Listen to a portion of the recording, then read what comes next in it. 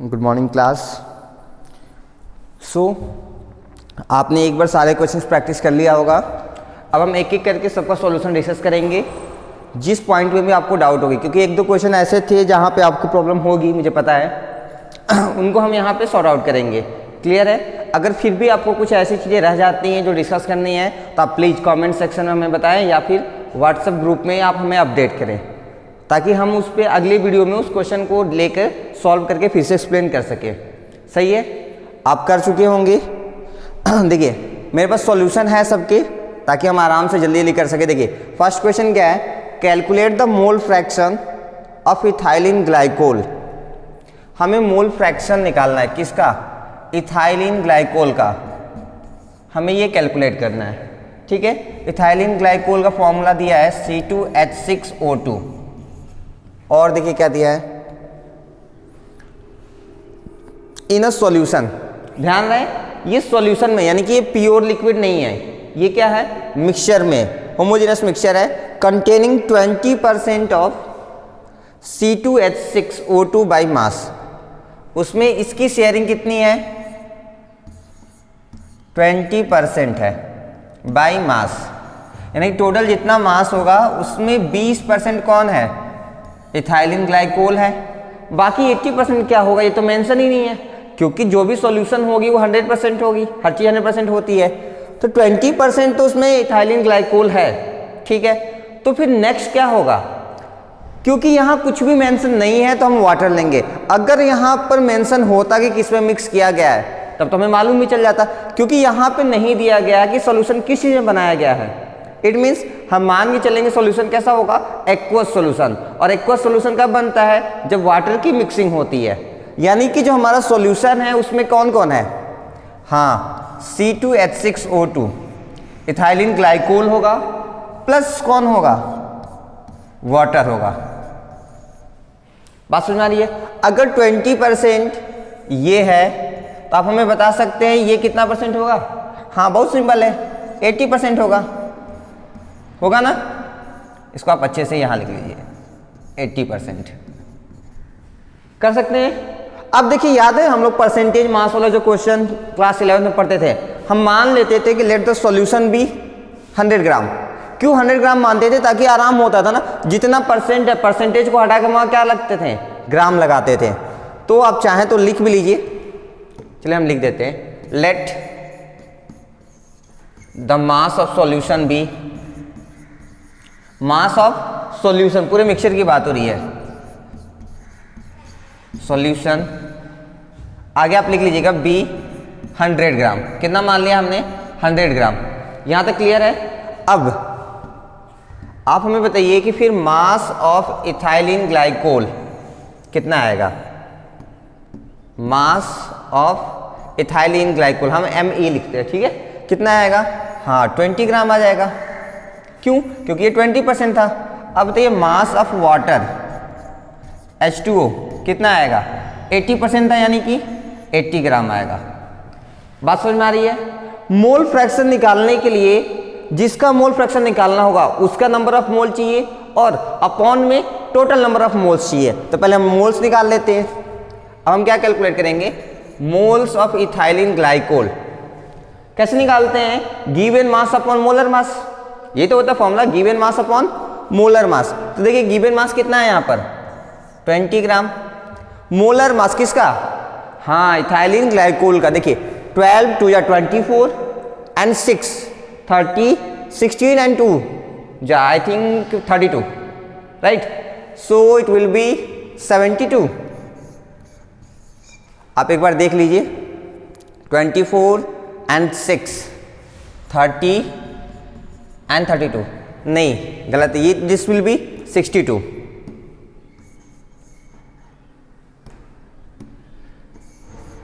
Oh no. So this value is going to be 20 upon 62 हो जाएगा। देखिए ये तो डिविजिबल है, इसको चाहे तो आप कैंसिल कर सकते हैं किससे? 2 के टेबल में 10 टाइम्स एंड 31। ये किसका है? This is the number of moles of ethylene glycol. इसी तरह हम क्या निकाल लेंगे? Number of moles of water. बोलिए कितना गिवन मास है? हाँ 80 ग्राम। Molar mass of water, hydrogen का 2 हो जाएगा, 112 एंड 16 दैट इज 18। इसको भी कैंसिल कर दीजिए, देखिए कितना हो जाएगा, दिस विल बिकम 40/9। 2 से डिवाइड कर दिया तो ये 40 टाइम्स और ये 18 है इसलिए 9 टाइम्स। तो हमें नंबर ऑफ मोल्स आ गया किसका, इथाइलिन ग्लाइकोल का 10/31 एंड वाटर का 40/9। अब हम क्या करेंगे, टोटल कैलकुलेट करेंगे, total number of moles.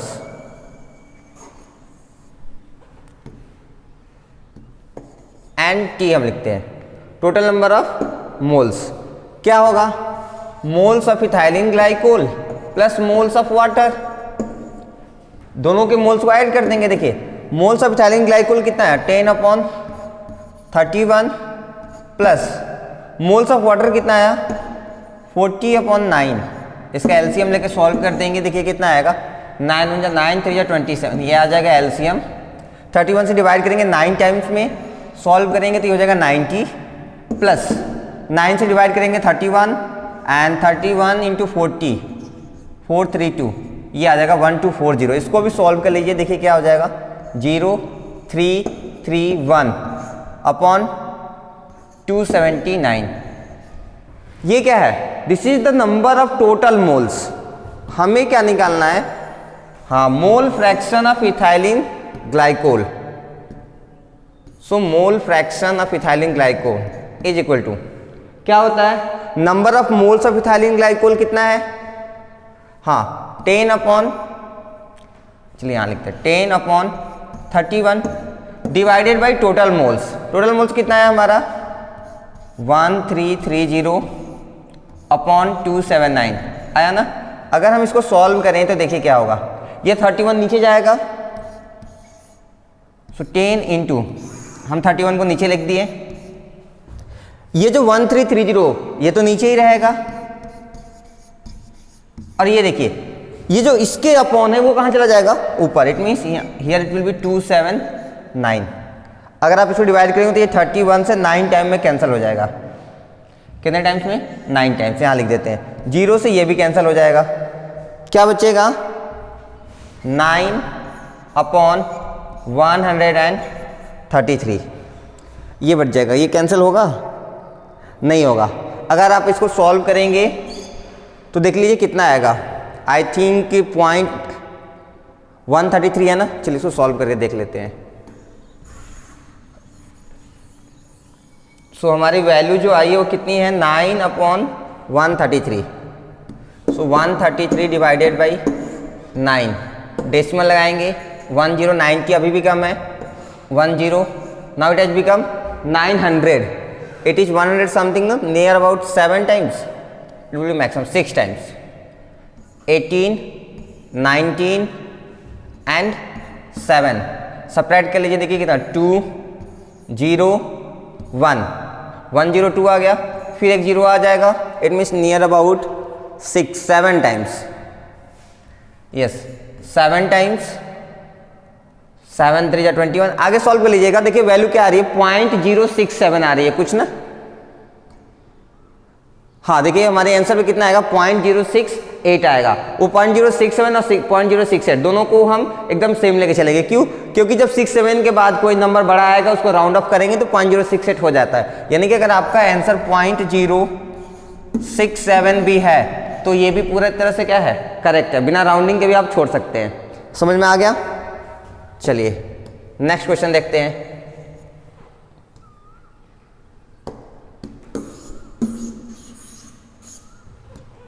Next question उम्मीद है आप सब लोग कर ही लिए होंगे, मोलैरिटी और मोलैलिटी है, चैप्टर 1 में हमने काफ़ी ज़्यादा प्रैक्टिस किया था, देखिए फिर भी calculate the molarity of A solution containing 500 gram of NaOH,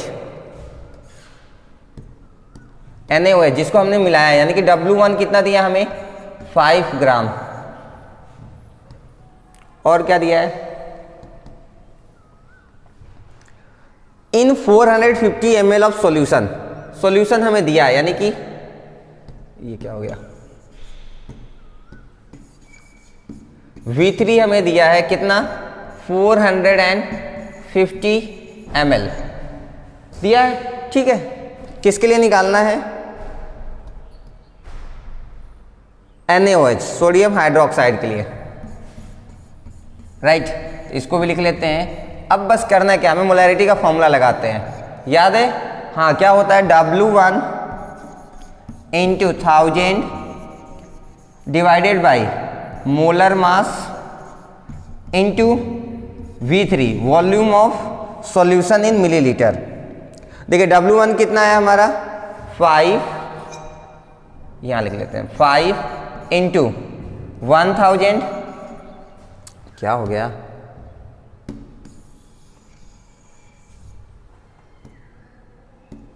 ये क्या मोलर मास है ना। चलिए यहाँ वैल्यू रखते हैं। W1 की वैल्यू कितनी है 5 इंटू 1000 अपॉन मोलर मास कितना आएगा, सोडियम हाइड्रोक्साइड है ना, इसका 23, इसका 16 और इसका 1 ऐड कर देंगे, कितना हो जाएगा, आई थिंक 40 हो जाएगा, upon 40 into volume of solution कितना दिया है 450। देखिए करना क्या है, पहले इस जीरो से, ठीक है, इस जीरो से इस जीरो को कैंसिल कर लेंगे, इस जीरो से एक और कैंसिल हो गया, ये क्या बचा हमारा 5, इसको अगर डिवाइड करेंगे तो ये कितनी बार में कैंसिल हो जाएगा 9 टाइम्स में। तो ऊपर क्या बचा, ऊपर बचा 10 ही बचा ना, ठीक। नीचे क्या बचा, ये ना था 4 और 9, यानी कि 10/36। इसको भी सॉल्व कर देंगे, देखिए क्या आएगा, करके देख लेते हैं।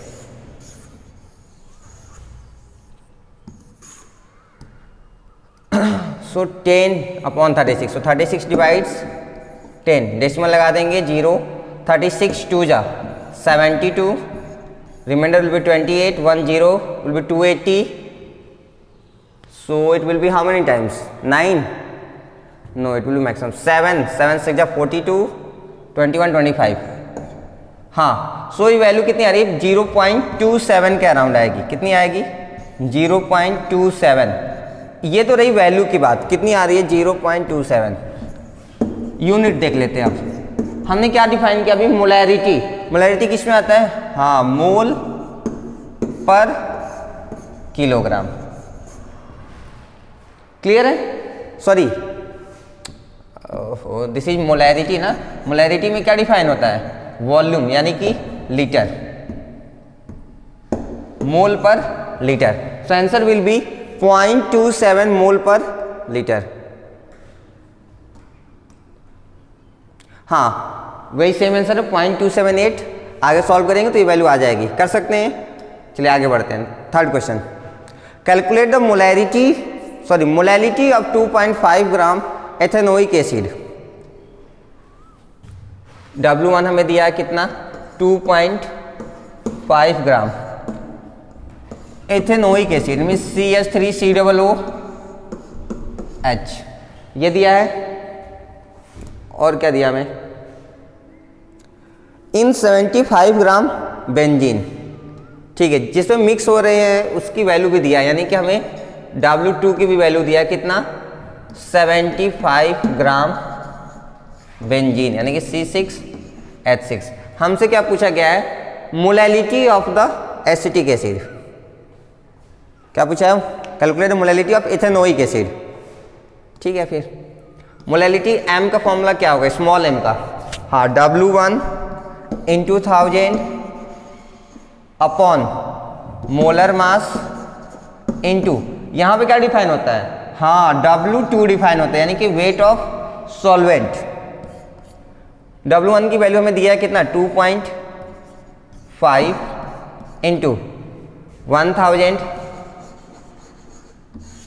अपॉन मोलर मास निकाल लीजिए, किसके लिए हम निकाल रहे हैं, इसके लिए ना। तो देखिए कितना हो गया, कार्बन कार्बन, 2 कार्बन यानी 24, 3 27, 28 and 32, 30 60, it will be 60 into W2 कितना दिया हमें 75 ग्राम दिया है।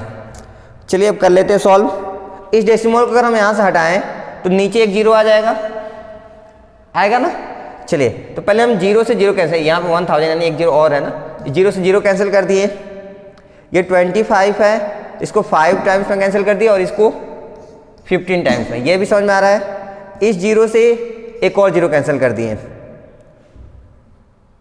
ठीक है। इस 5 से भी इसको कैंसिल कर दिए, देखिए कितना गया 3। तो क्या बचा, ऊपर बचा 10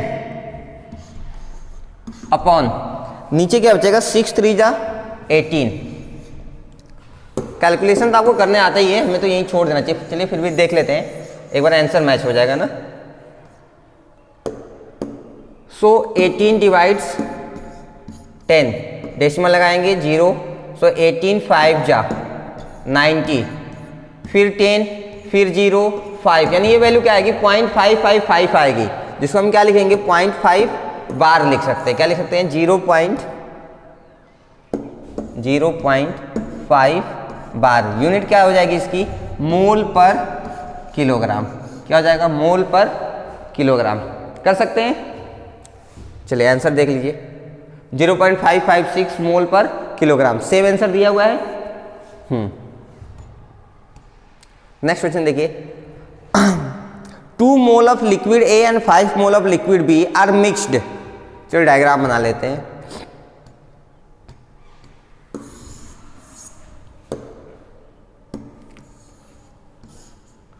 टू मोल कौन है, A है, एंड 5 मोल कौन है, B है। दोनों की मिक्सिंग हो रही है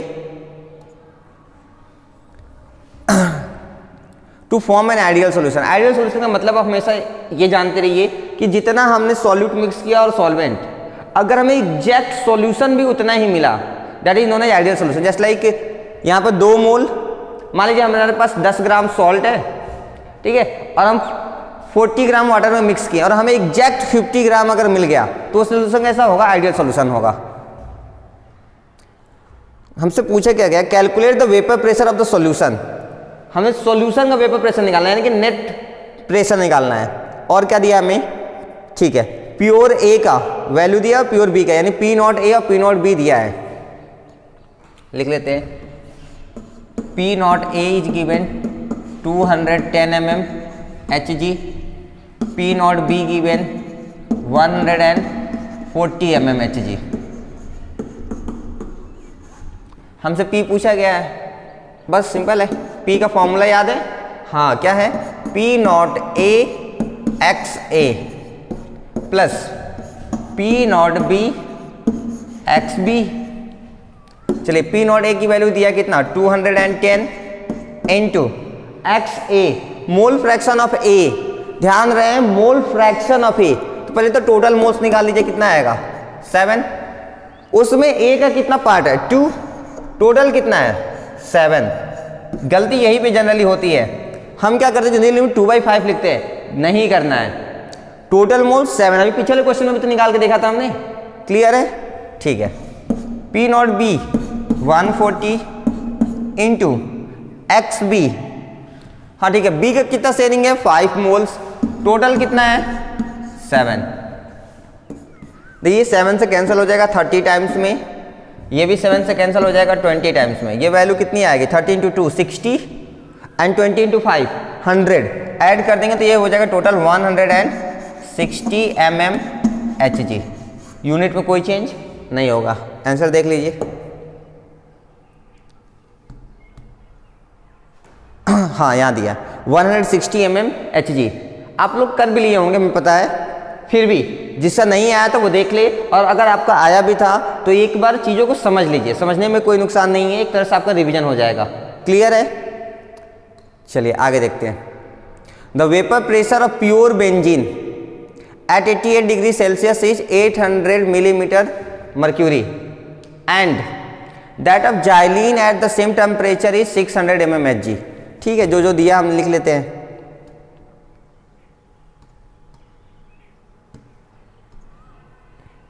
हमें दिया वेपर प्रेशर ऑफ जाइलिन दिया, पहले बेंजीन दिया है, हाँ बेंजीन दिया है 800 mm, हम बेंजीन को B से लिख रहे हैं, ठीक है, और जाइलिन को X से। जाइलिन का कितना दिया है 600 mm Hg, it is given 600 mm Hg। ये बात ठीक है, और क्या दिया है, the boiling point eight normal pressure is also 88 degree Celsius. हाँ, ये बहुत काम की चीज़ दी हुई है, यहाँ पर थोड़ा सा आपको दिमाग लगाना था। बॉइलिंग पॉइंट दिया है कितना, 88 degree Celsius. The vapour pressure, sorry ये तो दूसरा क्वेश्चन आ गया ना, हाँ ये ठीक है। कैलकुलेट द कंपोजिशन, ठीक है, हमें बताना है कि उसमें बेंजीन का कितना पार्ट होगा और जाइलिन का कितना पार्ट होगा, यही बताना है, ठीक है। यानी कि हमें x ऑफ बेंजीन निकालना है एंड x ऑफ जाइलिन निकालना है, ये हमें कैलकुलेट करना है, ठीक है। तो हम फॉर्मूला देखिए लगा लेते हैं। फॉर्मूला क्या होता है, P equal to P naught A x A plus P naught B x B, ठीक है, this will be the symbol of plus. अब देखिए हमें क्या क्या दिया है, P नॉट A दिया है, P नॉट B दिया है। हम मान लेते हैं मेरा बेंजीन A हो गया और जाइलिन B हो गया, तो ये तो दिया हमें, XA और XB नहीं दिया है। हम इनको कन्वर्ट करके एक वेरिएबल में ला सकते हैं।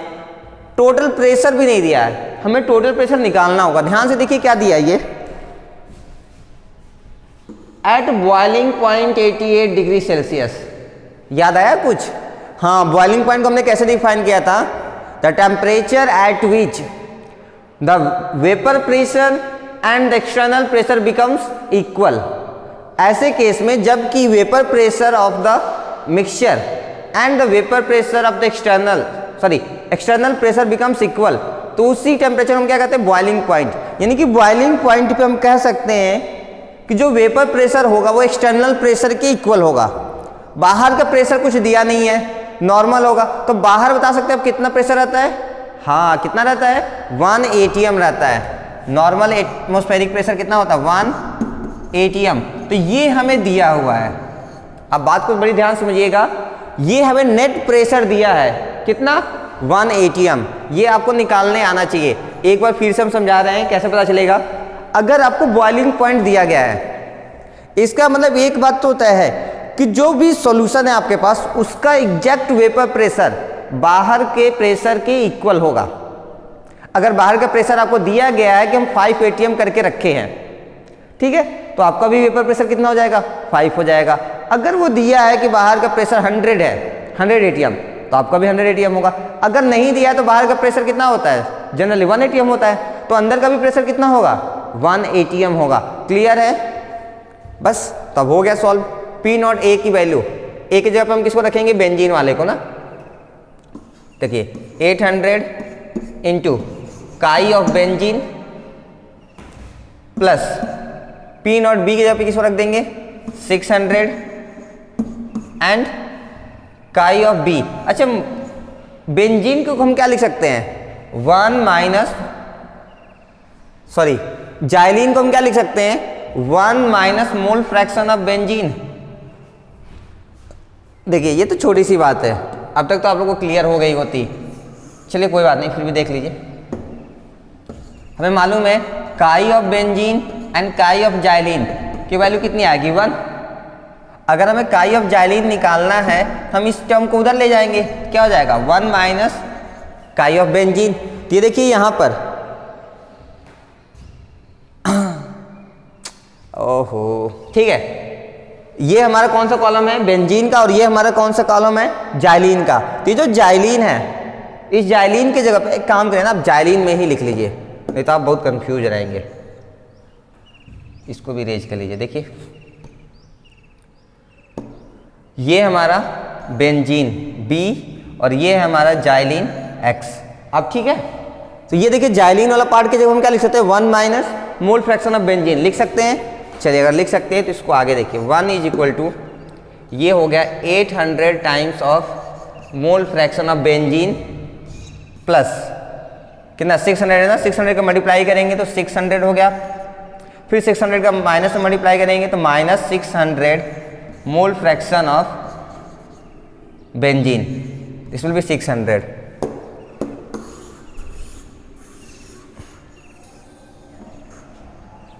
चलिए हम ऊपर साफ साफ लिख देते हैं। यहाँ 1 है, ये देखिए कितना 800 XB है, यहीं लिख ही देते हैं ना, 800 times of mole fraction of benzene plus 600 minus 600 times of mole fraction of benzene. अब इसकी हमें कोई ज़रूरत नहीं है, कर सकते हैं आगे, तो आपको खुद से करने आ गया होगा। देखिए यहाँ 1 है, ठीक है, इसको हम सब्ट्रैक्ट वगैरह कर लेते हैं। देखिए कितना आएगा 800 माइनस 600 की वैल्यू कितनी हो गई 200 मोल फ्रैक्शन ऑफ बेंजीन। यहाँ क्या बचा प्लस 600। अब एक छोटी सी चीज आपको ध्यान रखना है, बाहर का जो प्रेशर एक्सटर्नल प्रेशर वो कितना होता है 1 atm, कितना था 1 atm। ये सब वैल्यू किस में दिए गए थे, हमारा क्वेश्चन यही है ना, हाँ mmHg में। तो आप बता सकते हैं 1 atm में कितना mmHg होता है, हाँ याद आया 760। हम यहाँ आप लिखेंगे 760 mmHg, ठीक है, 200 XB प्लस 600। अब इस 600 को हम इधर लेके आएंगे, माइनस हो जाएगा, तो कितना हो जाएगा, ये हो जाएगा 160, माइनस कर देंगे, यहाँ क्या बचा 200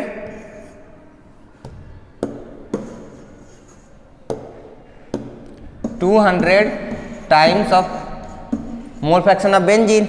हमें तो मोल फ्रैक्शन ऑफ बेंजीन चाहिए, तो वैल्यू कितनी आ जाएगी 160 डिवाइडेड बाई 200। देखिए 0 से 0 कैंसिल हो जाएगा, 4 से इसको कैंसिल कर देंगे 4 टाइम्स में, और ये 5 टाइम्स, यानी कि वैल्यू कितनी आ गई 4/5। अगर हम इसको और डेसिमल में कन्वर्ट करें तो यह हो जाएगा 0.8, यानी कि आंसर कितना आएगा 0.8। देखिए मोल फ्रैक्शन ऑफ बेंजीन कितना है 0.8। हमें जाइलिन का भी निकालना है, तो बहुत सिंपल है। अब हम पूरे इक्वेशन में वैल्यू रखने की जरूरत ही नहीं है, हमें तो छोटा सा रिलेशन पता है जो कि हमारे बड़ी काम का है, हर बार काम आता है। क्या, देखिए mole fraction of benzene plus mole fraction of xylene will be equal to 1। Mole fraction of benzene is 0.8 plus mole fraction of xylene हमें निकालना इज इक्वल टू 1। हम यहाँ से क्या लिखेंगे, mole fraction of xylene is 1 minus 0.8 that is equal to 0.2। So इसकी value कितनी आ गई 0.2 आ गई। देखिए आंसर मैच कर लीजिए, मोल fraction of benzene 0.8, mole fraction of xylene 0.2। समझ में आ रहा है, कर सकते हैं। चलिए नेक्स्ट क्वेश्चन देखिए, the vapour pressure of a pure liquid A at 27 degree Celsius is 200 mmHg। क्या दिया हमें,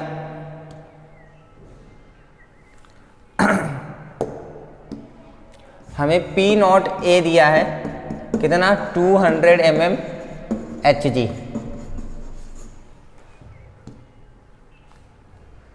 When a solution of B is prepared in A, अब हम एक मिक्सचर बना रहे हैं, ठीक है, A और B को मिक्स करके। तब आगे देखिए क्या दिया है, at the same temperature the vapour pressure is found to be 150 mmHg। तब हमें जो PB की वैल्यू मिल रही है, सॉरी PB नहीं PA की, वो है 150 mmHg। बस समझते रहिए, भी आगे क्लियर हो जाएगा क्या कह रहा है ये। Calculate the mole fraction of A, बहुत सिंपल सा है। अब देखिए ये कहा जा रहा है कि मेरे पास एक सॉल्यूशन है, उस सॉल्यूशन में कुछ लिक्विड मिक्स होंगी। अगर हम उस लिक्विड को सिर्फ रखते हैं, यानी सिर्फ प्योर लिक्विड की बात करें, तो उसका वेपर प्रेशर मैक्सिमम आता है, जिसको हम P0 से रिप्रेजेंट करते हैं। तो वो हमें दिया है, कितना दिया है 200 mmHg। अब हम उसको किसी मिक्सचर में जाकर मिक्स कर दिए, तो आप बताइए क्या जरूरी है वहां पे वो मैक्सिमम अपना वेपर प्रेशर दे रहा होगा? नहीं, हो भी सकता है अगर वहां पे भी सिर्फ इसके ही मोल्स हैं तो बिल्कुल हो सकता है, अदरवाइज हमेशा कम रहेगा। अगर कम रहेगा तो कितना, ये भी दिया है कि उसको जब हम कहीं मिक्स कर रहे हैं तो उसकी वैल्यू कम होकर कितनी हो जा रही है 150। तो आपको बताना है कि उसमें, उस सॉल्यूशन में इसका मोल फ्रैक्शन कितना होगा, इस A का मोल फ्रैक्शन कितना होगा। एक बार हम देख लें कितना टाइम हुआ 29। थोड़ा और फास्ट करना होगा, नहीं तो फिर से वीडियो काफ़ी लेंदी हो जाएगा। चलिए ठीक है, कर सकते हैं। तो बस एक छोटा सा फॉर्मूला याद होगा आपको, राउट्स लॉ वाली, क्या थी, P is equal to P not A x A, एक के लिए। तो देखिए P और P की वैल्यू आपको दिया गया है कितना, अच्छा पहले PA की वैल्यू लिख लेते हैं 150, P और PA की वैल्यू 200 एंड XA। तो बस हम यहाँ से XA की वैल्यू कैलकुलेट कर लेंगे। XA की वैल्यू कितनी हो जाएगी, 150 डिवाइडेड बाई 200, ये कैंसिल हो जाएगा, ये 5 की टेबल में 3 टाइम्स, ये 4 टाइम्स, इसको सॉल्व कर देंगे कितना आ जाएगा 0.75, कितना आ गया 0.75, आंसर देख लीजिए 0.75 mmHg, यूनिट लगा लेंगे, सही है। नेक्स्ट क्वेश्चन देखिए, an aqueous solution containing 46% by mass of a liquid A with the molar mass 184। चलिए क्या दिया है, ए का मोलर मास दिया है 144 ग्राम, जिसमें शेयरिंग कितनी है इसकी 46%। आप बता सकते हैं 46% का मतलब, हाँ कितना 46 ग्राम, सॉरी ये 184 दिया था,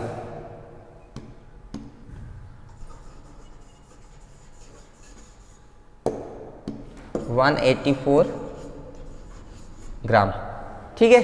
अब हमें ये बताइए, क्योंकि ये ए और बी का मिक्सचर है, इसमें ए अगर 46% है तो बी कितना होगा 100 माइनस 46, यानी कि आप ऐसे समझ लीजिए ना, एक मिक्सचर है जो कि 100% होगा, इसमें ए हमारा है 46%, तो बताइए बी कितना होगा 54% होगा, तभी तो 100% होगा, क्योंकि बी 54% है, इसका मतलब हम क्या सकते हैं वो कितना हो जाएगा 54 ग्राम हो जाएगा ना। चलिए आगे और क्या दिया है, by mass A with molar mass has a vapour pressure of 200 mmHg, ठीक है। पूरे सॉल्यूशन का ये कैसा सॉल्यूशन है, एक्वस, यानी कि वाटर की मिक्सिंग होगी, ठीक है। पूरे सॉल्यूशन का जो वेपर प्रेशर है वो कितना है 200 mmHg, यानी कि एग्जैक्ट P, टोटल P की वैल्यू, P नेट की वैल्यू कितनी है,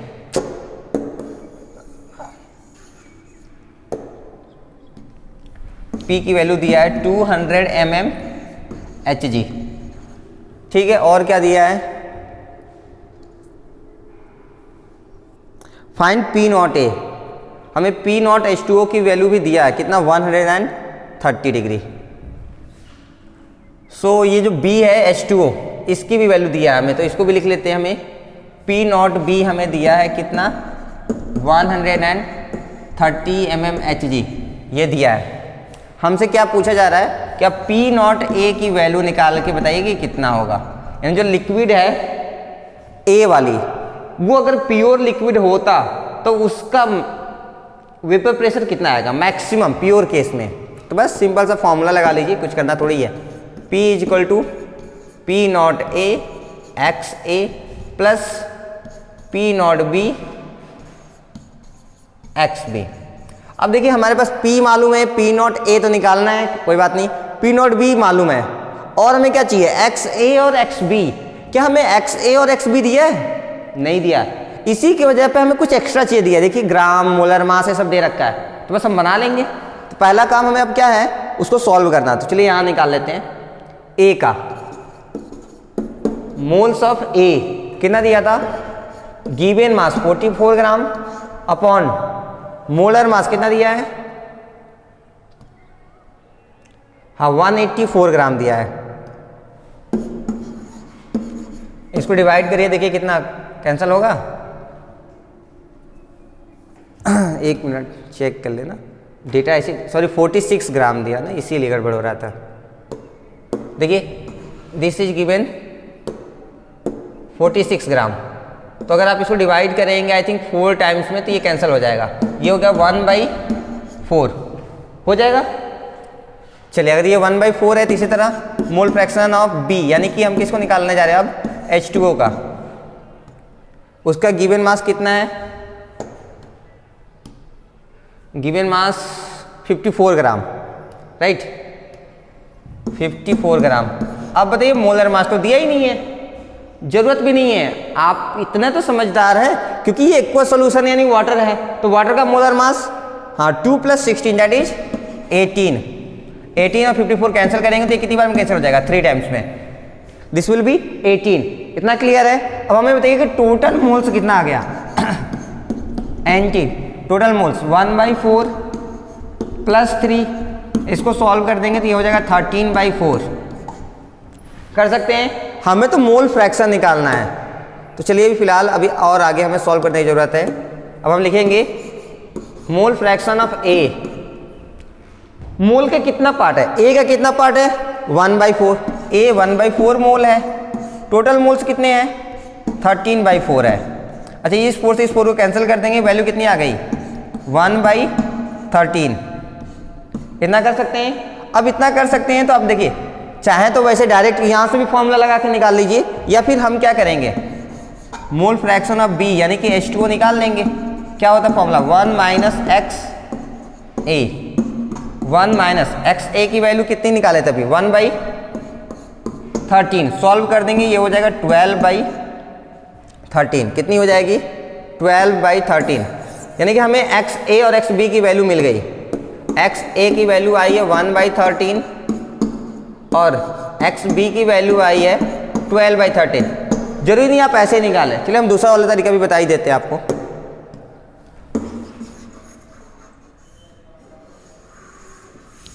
ठीक है, अगर हम वैसे निकालते तो देखिए मोल फ्रैक्शन ऑफ बी की वैल्यू क्या आती, गिवन मास, कितना मास दिया गया था, सॉरी मोल्स ना, कितने मोल्स आए थे वाटर के 3 अपॉन टोटल मोल्स कितने आए थे 13/4 आया था ना। इस 4 को ऊपर ले जाएंगे तो ये हो जाएगा 12 और नीचे क्या बचा 13। क्या देखिए 12/13 ही आया, हाँ वो तो सेम ही आएगा ना। क्यों, क्योंकि law of conservation of mass follow करते हैं, यानी हमें डेटा मिल गया XA 1/13 और XB 12/13। बस यहाँ पे वैल्यू पुट कर दीजिए। देखिए P की वैल्यू कितनी दिया 200 mm, P0 A की वैल्यू हमें निकालना है।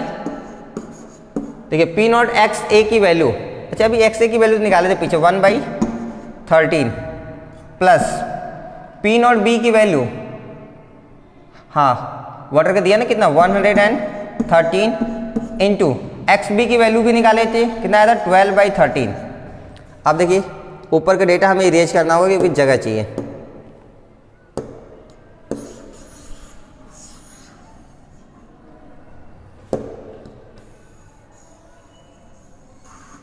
अब इक्वेशन बन गया है, इक्वेशन आप खुद से सॉल्व कर सकते हैं, फिर भी चलिए हम देख लेते हैं।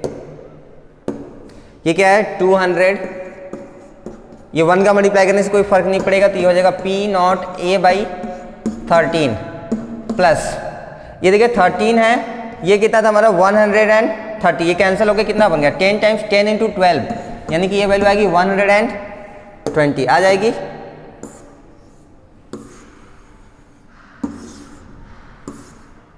चलिए अगर ये हो जाएगा तो आगे देखिए अब क्या करना है, इस 120 को इधर ला के माइनस कर दीजिए। देखिए कितना हो जाएगा 80 P0 A/13। 13 को इसको क्रॉस मल्टीप्लाई कर देंगे तो हमें क्या मिलेगा P0 A की वैल्यू मिल जाएगी। कैसे, क्रॉस मल्टीप्लाई करके 13 × 80, तो जीरो को पहले बाहर लिख लीजिए 13 × 8, आई थिंक 104 आएगा ना। ठीक है, ये आ गई आंसर mmHg 1040 mmHg। आंसर देख लीजिए, हाँ 1040 mmHg। समझ में आ रहा है। चलिए आगे बढ़ते हैं। नेक्स्ट दिया vapour pressure of ethanol and methanol are 189 mm and 144 mm। ठीक है, हमें वेपर प्रेशर ऑफ इथानॉल दिया है, हम इथानॉल को क्या मान के चले E, चलिए E मान के चलते हैं, और प्रेशर वेपर प्रेशर ऑफ मेथानॉल भी दिया है, यानी कि उसको M मान के चलते हैं। क्या दिया है, ethanol is 189 and methanol is 144। mmHg दिया है, यूनिट क्या है, हाँ mmHg में है, mmHg। यहाँ तक ठीक है। अब आगे क्या दिया है, N ideal solution is formed at the same temperature by mixing 92 gram ethanol. इसमें मिक्सिंग हो रही है किसकी, 92 ग्राम इथेनॉल। इथेनॉल का फॉर्मूला हाँ C2H5OH।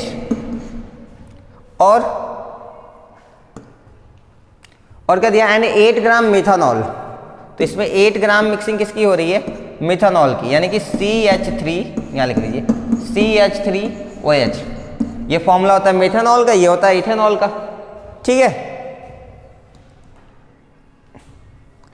बस calculate the total pressure of the solution and the mole fraction of ethanol in vapour phase. ठीक है, हमें दो पार्ट है। फर्स्ट पार्ट है कि हमें टोटल प्रेशर कैलकुलेट करना है। चलिए पहले टोटल प्रेशर कैलकुलेट कर लेते हैं। तो उसके लिए हमें क्या चाहिए, फॉर्मूला लिखना पड़ेगा ना। देखिए फॉर्मूला क्या होता है, P equal to P0A XA plus P0B XB। देखिए P0 तो दिया है दोनों का ही, हमें XA और XB चाहिए, गिवन मास है ना, हम कैलकुलेट कर लेंगे। चलिए फिर से नया कैलकुलेट कर लेते हैं। अब पहले हम Na कैलकुलेट करेंगे। गिवन मास कितना दिया है, अच्छा Na नहीं, हम तो मिथेनॉल इथेनॉल डिफाइन कर रहे हैं। तो आप यहाँ पे क्या लिख लीजिए, ethanol. Given mass of ethanol is 92 gram. Molar मास निकाल सकते हैं, हाँ बिल्कुल, फॉर्मूला मालूम है तो निकाल सकते हैं। देखिए 24 and 5 29 and 1 30 and 16 46, यानी कि ये आ गया 46। डिवाइड कर देंगे, कितना आ गया 2, यानी कि उसमें इथेनॉल के कितने मोल्स हैं, 2 मोल्स है। अब हम निकालेंगे मोल्स ऑफ मेथनॉल। ये कितना है 8 ग्राम, इसका भी मोलर मास देख लीजिए। Carbon 12 315 16 and 16 32। इसको डिवाइड करेंगे, कितना हो जाएगा 1/4। अब हमें बताइए टोटल मोल्स कितने आ जाएंगे, 2 + 1/4। जिसको सॉल्व करेंगे तो ये हो जाएगा 9/4। ये क्या है, टोटल नंबर ऑफ मोल्स है, हमें तो मोल फ्रैक्शन निकालना है। देखिए निकालते हैं। सो हम काई इथेनॉल निकालते हैं। इथेनॉल के कितने मोल्स है, 2, टोटल मोल्स कितने 9/4। तो 9 और नीचे वाला 4 कहाँ चला जाएगा, ऊपर, यानी कितना हो जाएगा 8/9। कर सकते हैं, क्योंकि 8/9 इथेनॉल है तो मिथेनॉल कितना आ जाएगा, हाँ 1/9 आ जाएगा। आप चाहें तो सॉल्व करके देख लीजिए, या फिर आप कुछ मत करिए, 1 - 8/9 कर दीजिए तो भी आ जाएगा। यानी कि 8/9 और 1/9 आया, ये वैल्यू हमारे काम की है। अब हम इसको इरेज करें, क्योंकि ये सब हमें नहीं चाहिए। हमें जो चाहिए था वो मिल गया। लिख लेते हैं वैल्यू। इथेनॉल कितना आया था 8/9 और मिथेनॉल कितना आया था 1/9। P की वैल्यू हो जाएगी P0A, यानी P0 इथेनॉल कितना 189 इंटू काई, यानी कि 8/9 प्लस मिथेनॉल का 144 इंटू मोल फ्रैक्शन 1/9। देखिए 9 से ये डिविजिबल है, 2 1 21 इंटू 8, ये हो जाएगा 168 प्लस ये 9 से डिविजिबल है 16, हाँ 16 टाइम्स में, प्लस 16 ऐड कर देंगे तो देखिए 168 एंड 16, ये कितना हो जाता है 184 mmHg। ये तो क्या है, टोटल प्रेशर है, ये पूरा एग्जैक्ट आंसर नहीं है, आंसर 2 पार्ट में आएगा। कहाँ गया क्वेश्चन,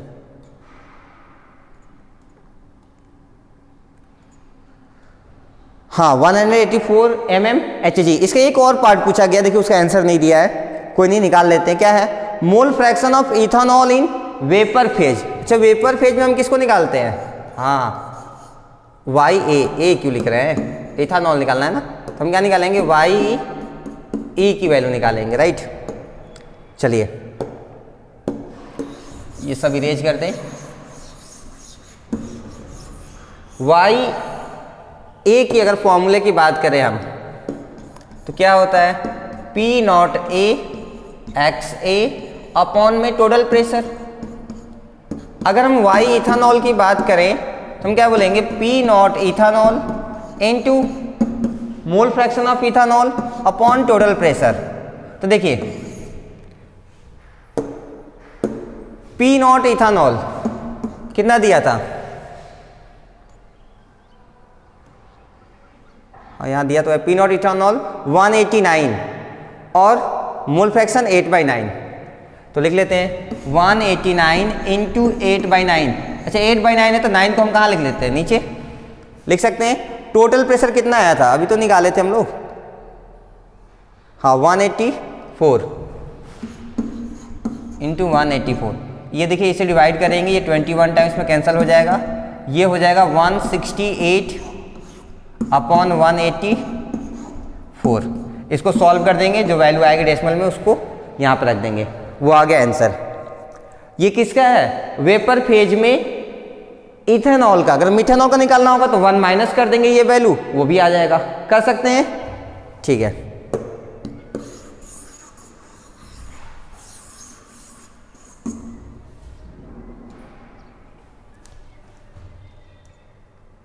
नेक्स्ट क्वेश्चन देखिए,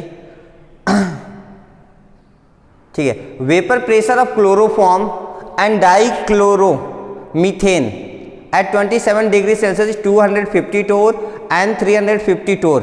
अच्छा वाह, अच्छा क्वेश्चन दिया। देखिए क्लोरोफॉर्म का वेपर प्रेशर दिया है, यानी कि हमें दिया है पी नॉट। क्लोरोफॉर्म को क्या लिखते हैं, सी लिख दे। चलिए अगर हम सी लिख देते हैं तो कितना दिया, 250 टोर, और क्या दिया हमें, P naught of dichloromethane, हम उसको सिर्फ डी लिखते हैं, वो वैल्यू कितना दिया है 350 टोर। ध्यान रही ये किस में दिया है, टोर में दिया है। Find the mole fraction of chloroform and dichloromethane both in liquid as well as vapour phase.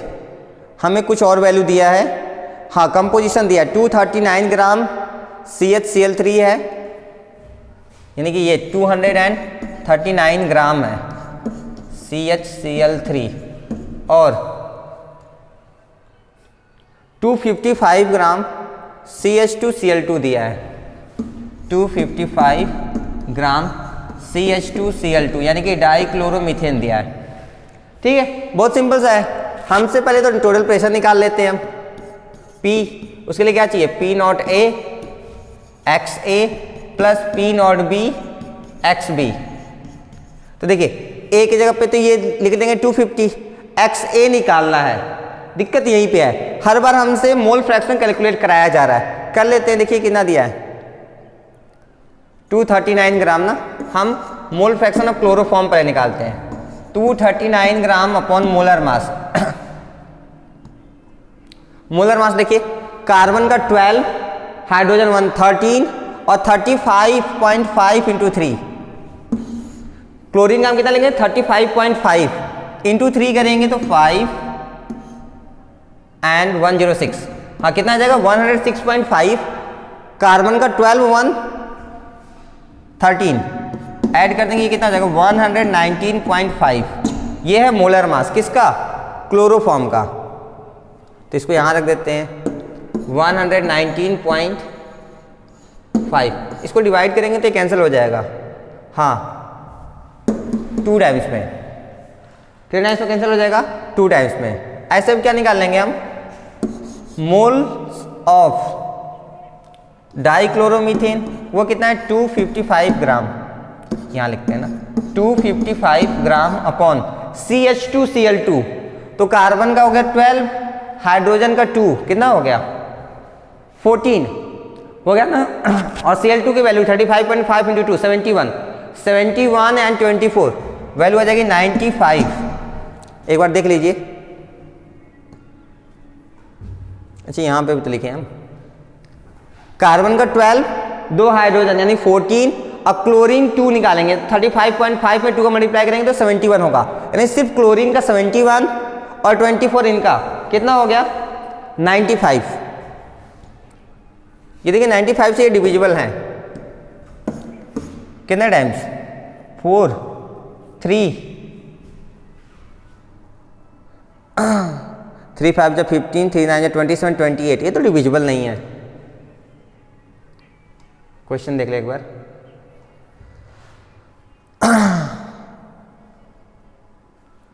अच्छा वैल्यू में यहाँ पे मिसिंग है, आप इसको सही कर लीजिएगा ना, इसको 285 कर लीजिएगा, ठीक है।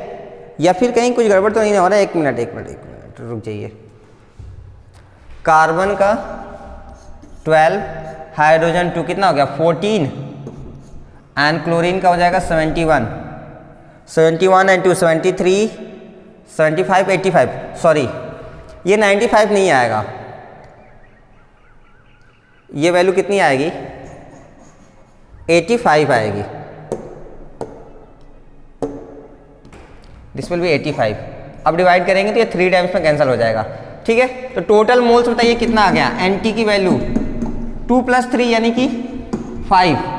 मोल फ्रैक्शन ऑफ क्लोरोफॉर्म बताइए कितना आएगा, कितने मोल्स क्लोरोफॉर्म के हैं 2 मोल्स, टोटल मोल कितना है 5 है। ऐसे ही मोल फ्रैक्शन ऑफ डाइक्लोरोमीथेन का देख लीजिए कितने मोल है 3 और टोटल कितना है 5। एक तो ऐसे कर लीजिए, या फिर 1 - 2/5 करेंगे तो भी कितना आ जाएगा 3/5। क्लियर है? चलिए तो ये हमारा कैलकुलेशन पार्ट हो गया। अब हम आगे बढ़ते हैं। फिलहाल अब हमें कोई बात नहीं, रहने दीजिए, क्या करेंगे रेज करके। पी की वैल्यू निकालना है ना, P0 A, P0 की वैल्यू कितनी है 250 क्लोरोफॉर्म के लिए। क्लोरोफॉर्म का शेयर कितना आया था 2/5 प्लस P0 B कितना दिया 350 टोर, ध्यान रहे यूनिट्स ऑफ 350 टोर। रुकिए हम नीचे लिखते हैं, P = P0 A 250 क्लोरोफॉर्म के लिए। क्लोरोफॉर्म का मोल फ्रैक्शन कितना आया 2/5 प्लस P0 B कितना दिया है 350 टोर इनटू इसका मोल फ्रैक्शन कितना आया 3/5। अब हम ऊपर का डेटा इरेज करते हैं, नीचे अच्छे से चल नहीं रहा है। चलिए 5 से 25 को कैंसिल करेंगे, 50 इंटू कितना आया था मोल फ्रैक्शन कितना था, हाँ 2/5 था ना, तो ठीक है 50 × 2 100 प्लस इसको से डिवाइड करेंगे तो कितना का 70 × 3 210 ऐड कर देंगे कितना हो जाएगा 310। किस में आएगा ये टोर में आएगा, समझ में आ गया। चलिए आंसर देख लीजिए।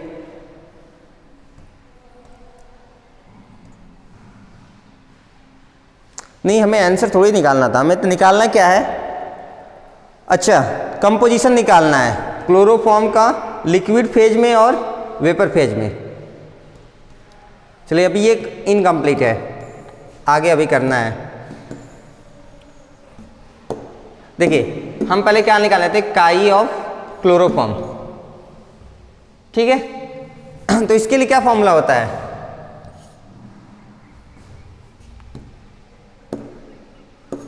आपने इसको ऐसे इरेज कर लीजिए। पहले देखिए P = P0 A x A, P0 A x A। अच्छा x A x B की तो वैल्यू निकाले थे अभी ना हम लोग, किधर गया, डायरेक्ट हमें मोल फ्रैक्शन ऑफ y निकालना है। तो देखिए x क्लोरोफॉर्म की वैल्यू कितनी आई थी 2/5, इसको सॉल्व कर देंगे कितना हो गया 0.4। अब ऐसे ही मोल फ्रैक्शन ऑफ डाइक्लोरोमीथेन निकाल लेंगे, 1 - 0.4 करेंगे तो कितना आ जाएगा 0.6। एक तो ये तरीका हो गया।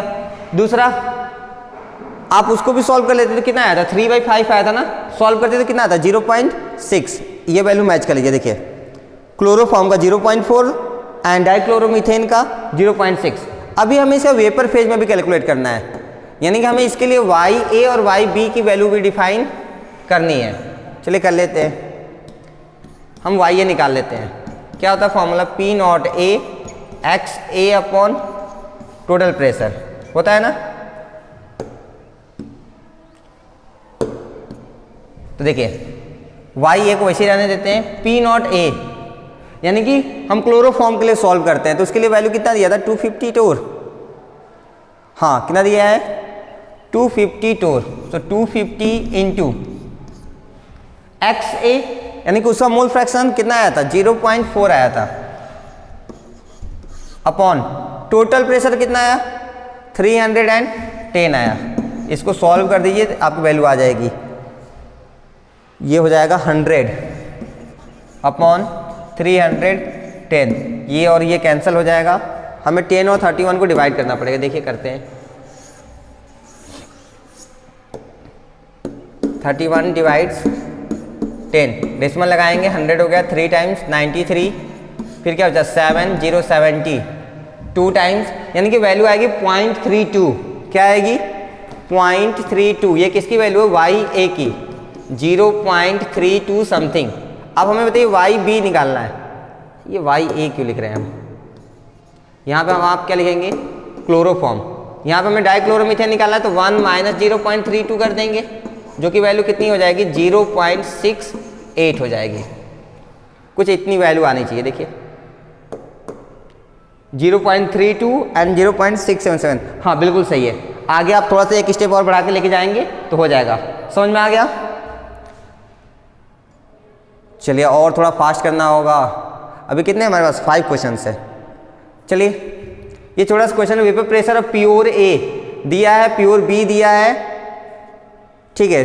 2 मोल लिक्विड ए है, 3 मोल लिक्विड बी है, तो वेपर प्रेशर ऑफ सॉल्यूशन निकालना है। इसको तो यहीं पे कर लेंगे आराम से। देखिए पी की वैल्यू, पी नॉट ए कितना दिया है 100 एक्स ए, यानी कि मोल फ्रैक्शन ऑफ ए, कितना मोल ए का है 2 मोल, टोटल कितना मोल आएगा 2 + 3 यानी कि 5, वैल्यू होगी 2/5, प्लस पी नॉट बी की वैल्यू कितना दिया 150 इंटू बी के कितने मोल्स हैं 3, तो मोल फ्रैक्शन कितना आ जाएगा 3 अपॉन टोटल मोल्स यानी कि 5।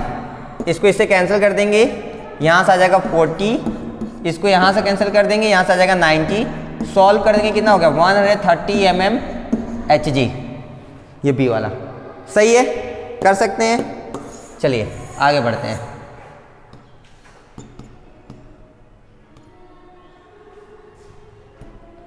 Next it is given the vapour pressure of pure benzene at 88 degree Celsius 957, ठीक है। हमें पी नॉट ऑफ बेंजीन कितना दिया है 957 degree Celsius, sorry degree Celsius कहाँ से आ गया, ठीक है। And that of toluene, toluene का भी दिया है पी नॉट टी कितना दिया 379.5,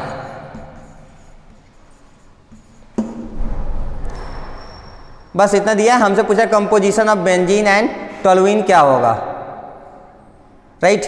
और क्या दिया है एट 88 डिग्री सेल्सियस, हाँ ये अच्छा चीज दिया है। क्या दिया है एट 88 डिग्री सेल्सियस, ये क्या दिया इसका बॉइलिंग पॉइंट याद है, हाँ। अगर बॉइलिंग पॉइंट 88 डिग्री सेल्सियस दिया है तो बाहर का प्रेशर और अंदर के सॉल्यूशन का प्रेशर सेम हो जाएगा। देखिए बाहर का प्रेशर के बारे में कुछ इसने कमेंट नहीं किया है, यानी कि बाहर का प्रेशर कितना होगा उस टाइम पे 1 atm। सो P हमें दिया है 1 atm। 1 atm को हम किस में बना लेंगे अपने यूनिट्स में, जिसमें गिवन है, किस में दिया है ये सब कुछ mmHg में, यानी कि ये वैल्यू कितनी हो जाएगी 760 mmHg। तब बस इसको वैल्यू को यहाँ रख दीजिए 760 is equal to P not A x A plus P naught B x B. चलिए रख लीजिए फॉर्मूला, पी नॉट ए कितना दिया हमें 957 इंटू एक्स ए कर देंगे प्लस पी नॉट बी कितना दिया 379.5, 379.5।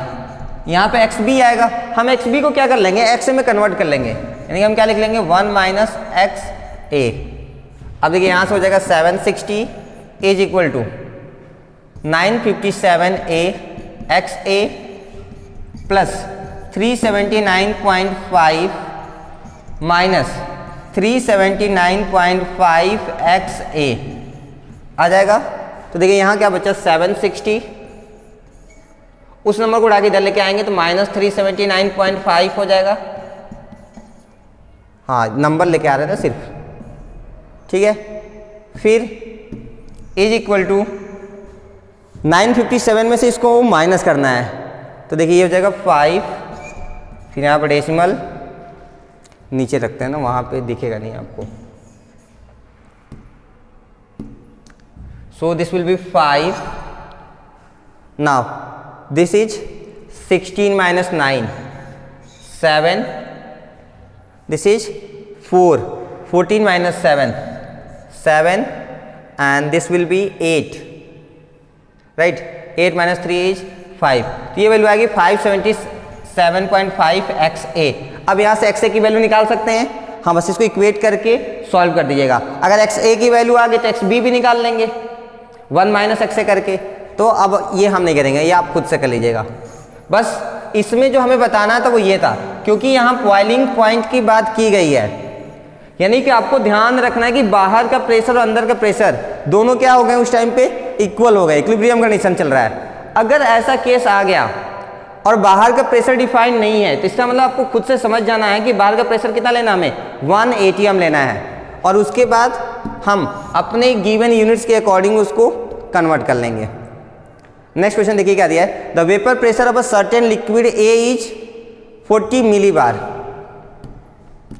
यानी कोई एक लिक्विड है उसका वेपर प्रेशर दिया है कितना, 40 मिलीबार, ठीक है। आगे क्या दिया है ना, solution of B is prepared in A at the same temperature, ये तो प्योर लिक्विड के लिए दिया। अगर हम उसी को मिक्स करते हैं तो उसका वेपर प्रेशर कम हो जाता है, कितना आता है देखिए, पी कितना आ रहा है 32 मिलीबार।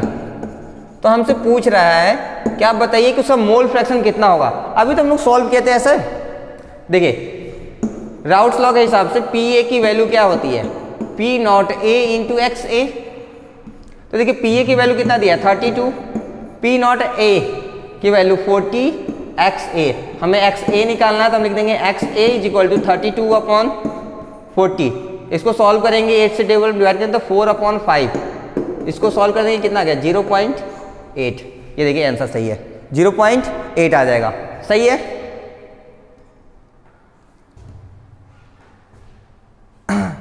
नेक्स्ट देखिए, an aqueous solution containing 28% mass of the liquid A, ठीक है। अगर लिक्विड ए का 28% मास है, यानी कि हम क्या कर सकते हैं, ए क्या है 28 ग्राम है, ठीक है। मोलर मास भी दिया है कितना 140, और देखिए क्या दिया है एन एक्वस सॉल्यूशन। अच्छा एक्वस सॉल्यूशन है, यानी कि इसमें कौन कंपोजिशन में होगा, वाटर। चलिए इसको सॉल्व करते हैं। ए है 28%, यानी कि 28 ग्राम, मोलर मास है 140 ग्राम। तो बी बताइए कौन होगा, वाटर कितना होगा, ये 28% है तो वो कितना होगा 72%, दोनों मिला के 100% होंगे, तो ये हो जाएगा 72 ग्राम। और वाटर का मोलर मास हाँ 18, इसको सॉल्व कर देंगे, गिवन मास अपन मोलर मास, तो हमें क्या आ जाएगा नंबर ऑफ मोल्स, इसको डिवाइड करेंगे ये 5, ये वैल्यू आ गई 1/5, इसको डिवाइड करेंगे ये हो जाएगा 4। अब देखिए total number of moles 1/5 plus 4, जिसको सॉल्व करेंगे तो कितना आ जाएगा 21/5, कितना आ जाएगा 21/5। हमें तो मोल फ्रैक्शन निकालना है यहाँ से, तो अब देखिए मोल फ्रैक्शन ऑफ ए कितना आएगा, इसका मोल ए के कितने मोल है 1/5 डिवाइडेड बाई टोटल मोल्स कितना है 21/5। अब देखिए 5 से 5 कैंसिल हो गया, क्या बचा 1/21। अब हमें मोल फ्रैक्शन ऑफ बी निकालना है, यानी कि वाटर का। बहुत सिंपल है, 1 - 1/21 कर दीजिए, जो कि वैल्यू कितनी आ जाएगी, मोल फ्रैक्शन ऑफ बी यानी कि वाटर, दैट विल बी 20/21। एक तो ऐसे माइनस करके निकाल सकते हैं, दूसरा जैसे ये सॉल्व किया वैसे आप सॉल्व भी कर सकते हैं। देखिए काई बी या काई वाटर, वाटर के कितने मोल्स है 4 है ना, यहां लिखते हैं 4 मोल्स अपॉन टोटल मोल्स कितना आया था 21, हाँ 21/5 आया था। अब देखिए ये 5 ऊपर जाएगा तो 4 5 जो 20 हो गया, नीचे क्या बचा 21, सेम आया ना, हाँ वो सेम ही आएगा। चलिए फिलहाल हमें क्या कैलकुलेट करना है वो देखते हैं, ठीक है। वेपर प्रेशर 160 mm, ठीक है। सॉल्यूशन का वेपर प्रेशर हमें दिया है कितना 160 mm, यानी कि हमें P भी दिया हुआ है, P कितना दिया है 170 160 160 mmHg। हमसे क्या पूछा है, find the vapour pressure of the pure liquid ए। हमें पी नॉट ए निकालना है, हमें पी नॉट बी यानी कि पी नॉट वाटर दिया है कितना 150, हमें पी नॉट बी दिया है 150, हमें पी नॉट ए निकालना है। बहुत सिंपल सा है, देखिए सब इरेज करते हैं, बस काम की चीज़ हमें याद रखना है। देखिए फॉर्मूला लगाते हैं, P is equal to, P कितना दिया 160, P नॉट ए हमें निकालना है, इसको ऐसे ही रन देते हैं, इनटू कितना आया था 1/21 आया था ना, प्लस P नॉट बी कितना दिया 150 इंटू एक्स बी कितना निकाला हमने 20/21। यहाँ से सॉल्व कर लेंगे, ये हो जाएगा 160 इज इक्वल टू 1 का मल्टीप्लाई करेंगे तो वही रहेगा, यानी कि यहाँ से हो गया P not a upon 21 plus यहाँ कुछ कैंसिल होगा नहीं, मल्टीप्लाई कर लीजिए तो 0 0 15 2 30 यानी कि 3000 अपॉन 21।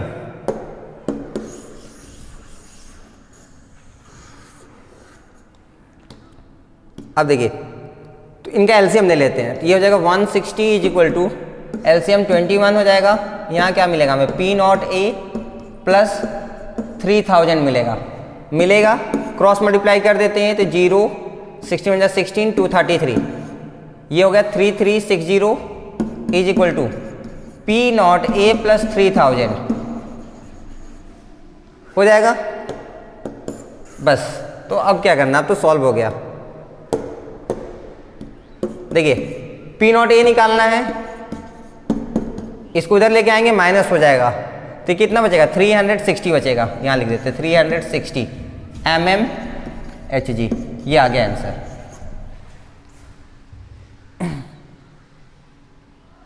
आंसर दिया नहीं था, हाँ याद है 360.15, हम 360 भी लिखेंगे तो हमारा काम चल जाएगा, कोई दिक्कत नहीं है। चलिए 2 क्वेश्चन और हैं, जल्दी खत्म हो जाएगा। The vapour pressure of ethanol and methanol are 44 mm and 88 mmHg। ये तो फिर से वही मिथानॉल इथानॉल आ गया, कर सकते हैं ना, बिल्कुल, बस आपको फॉर्मूला याद रखना है। इसमें इथानॉल है ना, इथानॉल क्या होता है, हाँ C2H5OH, और जो मिथानॉल होगा वो होगा CH3OH। क्या होगा CH3OH। बाकी तो आप खुद ही समझदार है, सब सॉल्व कर सकते हैं, तो अब आप सॉल्व कर लीजिएगा। सॉल्यूशन यहाँ पे दिया है, आप सॉल्यूशन लिख के इतना ही आंसर आपको लाना है। नेक्स्ट लास्ट क्वेश्चन है, मोल fraction of component A in vapour phase. Vapour phase में हम कैसे रिप्रेजेंट करते हैं, वाई में ना, तो ये देखिए वाई ए की वैल्यू हमें दिया है कितना, x1 दिया है, ठीक है। In liquid mixture is x2, यानी कि XA भी दिया हमें कितना x2। तो हमसे पूछ रहा है, ठीक है, कि आप हमें बताइए टोटल वेपर प्रेशर कितना होगा। बहुत सिंपल सा है, फॉर्मूला यूज करिए, देखिए क्या होता है, YA is equal to P not A XA upon total pressure होता है ना। देखिए YA कितना दिया हमें x1, तो x1 रख दिए, P नॉट ए वैसे ही रखना है, तो इसको भी लिख लिया हमने P नॉट ए जैसे है वैसे ही।